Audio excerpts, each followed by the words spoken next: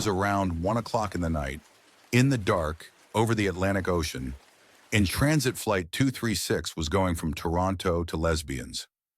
More than 4 hours had passed since the attack. Until this time, everything was normal in the plane. But then suddenly, in the middle of the flight, a warning came in front of the pilot, a hair-raising warning. This warning was that the fuel in the plane was over. Flight 236 had run out of fuel in the middle of the ocean at an altitude of 39,000 feet in the air. The pilots were shocked because they were in the middle of the Atlantic Ocean and there was no sign of land anywhere, which means that the pilot had only one option, and that was to die by drowning in the deep waters of the Atlantic, along with the 293 passengers sitting in the plane, which was almost possible. But then during this time, something happens to this plane, which was quite surprising. What had happened in the air in the middle of the ocean? At an altitude of 39,000 feet and with Transit Flight 236, let know this story begins from Toronto Airport on August 23rd, 2000 at 8:52 p.m. According to local time and Transit Airlines, a 330 takes off from Toronto, Canada to Laban, Portugal. This was an hour-long non-stop flight in which there were 293 passengers, 2 pilots, and 13 crew members. Before takeoff, the plane was filled with about 46.2 metric tons of fuel, which was definitely 4.5 tons more than required. The plane was being flown by 48-year-old Captain Robot, as well as First Officer Captain VJ had about 16,800 hours of experience of flying a plane, out of which 796 hours were spent in A330 only, while he had about 48 hours of flight experience, out of which 386 hours were spent in A330, which meant that both these pilots were very experienced in boarding passengers.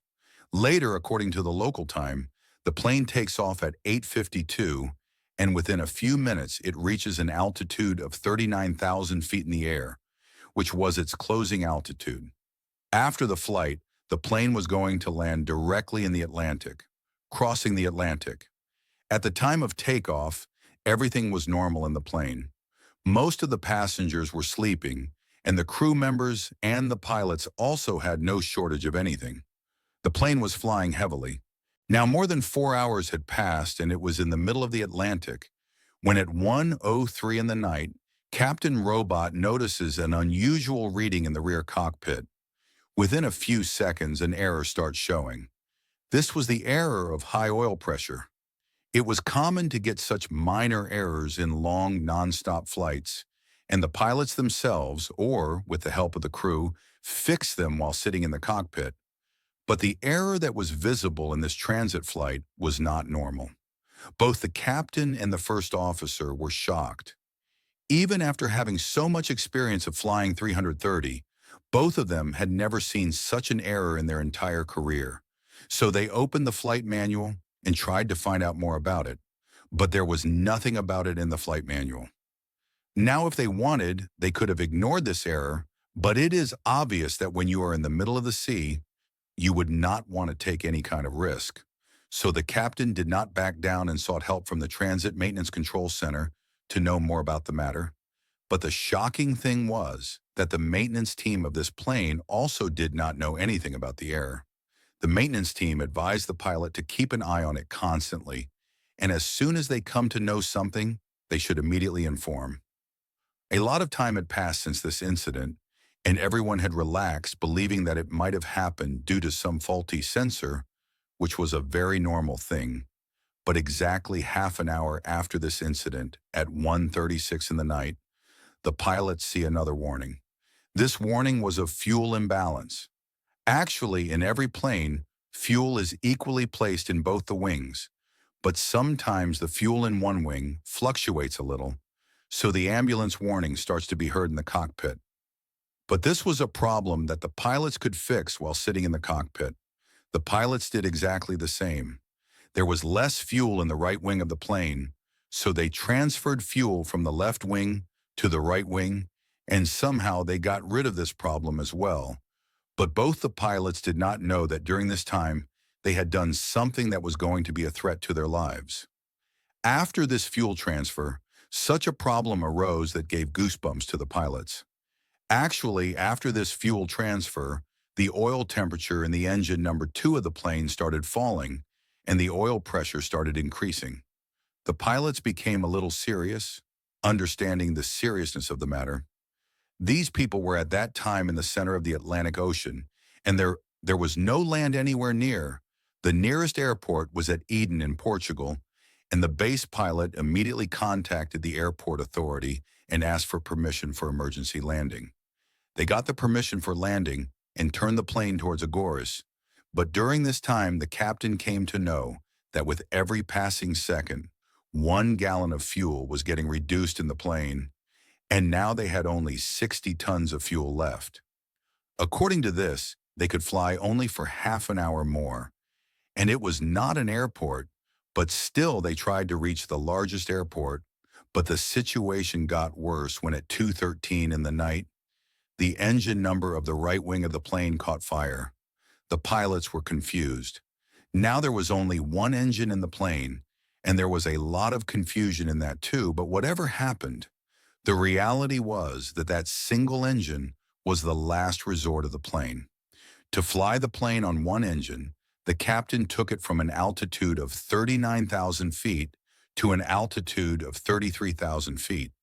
But the fuel was still decreasing rapidly. The pilots thought that there was some leakage, so they tried to find the leakage, but could not find it due to darkness.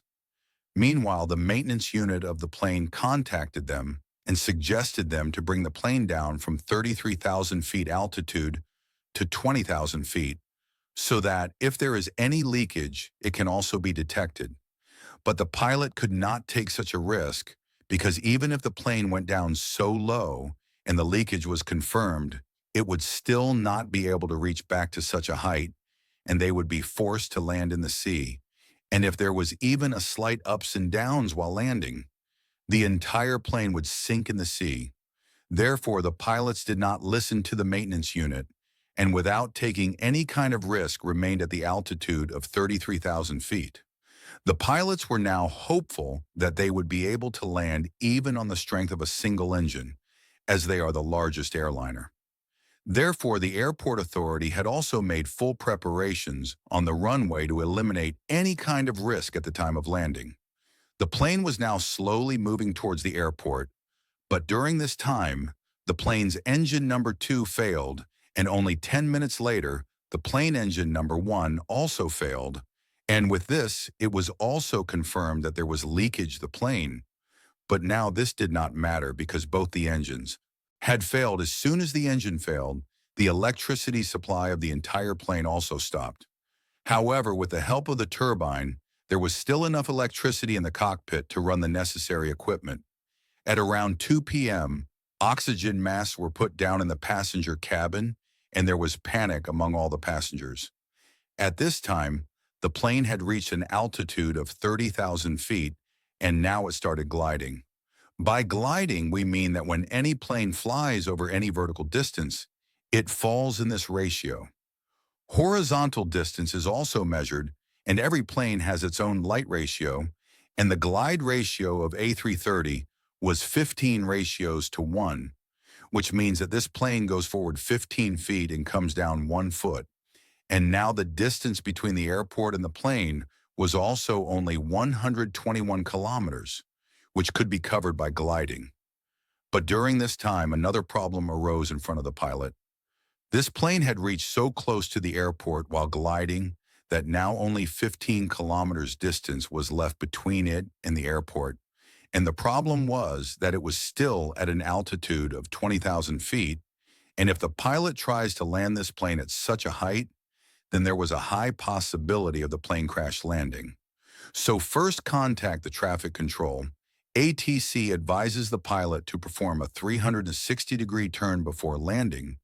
Both the pilots do exactly the same and make the plane take a circular cycle, i.e. a 360-degree turn, as if the plane. The altitude falls from 20,000 feet to 5,000 feet. But this attitude was also not safe for landing, so the pilots make the plane perform many stunts due to which the plane reaches an altitude of 2,000 feet, and this was the perfect altitude for the landing of the plane. Now, both the pilots bring the plane to the largest run, but this landing was also not free from danger. As soon as it landed, 8 out of 12 bills of the plane were completely damaged, and the speed of the plane was also 370 kilometers per hour. Due to such a high speed, as soon as the plane touched the runway, the plane bounces once and then starts moving forward on the runway. After moving for about 200 to 300 meters, the brakes of the plane are applied and the plane lands. At this time, most of the tires of the plane were flat, but due to the agility of the airport, a major accident was averted. During the landing, there was a lot of chaos in the plane because about 14 passengers and 2 crew members were injured in minor accidents. There was a huge loss, but no one suffered any major loss. This Flight 236 of Transat Airlines later became the first plane in the history to glide without an engine for the world's longest distance of 121 kilometers. Hence, it is also called a rocket glider. After calculations, when the Portuguese Aviation Investigation Department, GPIA, investigated this, it was found that before the flight, the maintenance guru had installed a wrong part in the hydraulic system of the plane. This part got damaged and fuel started leaking in the plane, and both the engines of the plane burnt. Transat also had a loss in this incident. Hence, the Canadian government imposed a fine of about 2.5 lakh Canadian dollars on the company, and Airbus also made necessary changes in all its plans later on so that such a problem does not have to be faced again.